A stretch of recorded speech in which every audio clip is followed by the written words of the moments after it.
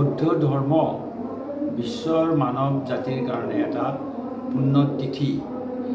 এই তিথিটো ভাৰতবৰ্ষত আজি 2050 বছৰৰ পৰা পালন কৰি অহা হৈছে আৰু ৰঙিয়াবাসীয়েও ব্ৰিটিছৰ দিনৰ পৰাই এই বৌদ্ধ ধৰ্ম পালন কৰি আহিছে। ইয়াতে বুদ্ধ স্তূপটো ব্ৰিটিছসকলে বাৰ্মিজসকলৰ কাৰণে সজাই দিছিলে আৰু সেই বুদ্ধ স্তূপতে আজিৰ পৰা প্ৰায় 30 বছৰ আগৰ পৰাই আমাৰ ইয়াৰ স্বাধীনতা আন্দোলনকাৰীসকলে সংগঠিত হৈ বুদ্ধৰ দৰ্শন আদৰ্শ বিচাৰ কৰি আহিছে আৰু এইবেলিও বিভিন্ন কাৰ্যসূচীৰে এই বৌদ্ধ ধৰ্মৰ পালন কৰা হৈছে। প্ৰথমতে আছিলে পতাকা উত্তোলন, 9টা বজাত পতাকা উত্তোলন কৰা হৈছে।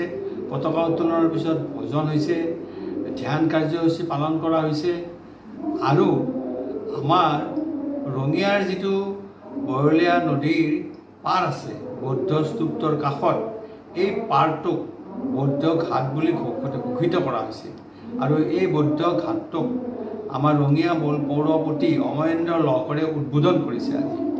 আৰু আমি বৌদ্ধৰ সংগঠনটোৱে ঘোষণা কৰিছে যে এই বৌদ্ধ ঘাটটো আমাৰ ৰঙিয়াৰ বিভিন্ন সংস্কৃতিৰ এটা কেন্দ্ৰ হওক, ইয়াতে বিভিন্ন সাংস্কৃতিক অনুষ্ঠান হওক, ইয়াত মানুহৰ সুন্দৰ কৰাৰ কাৰণে, পৰিৱেশ সুন্দৰ কৰাৰ কাৰণে, মন সুন্দৰ কৰাৰ কাৰণে আৰু আমাৰ আমোদ প্ৰমোদৰ কাৰণে এটা কেন্দ্ৰ হওক, যাতে ইয়াতে কোনো ধৰণৰ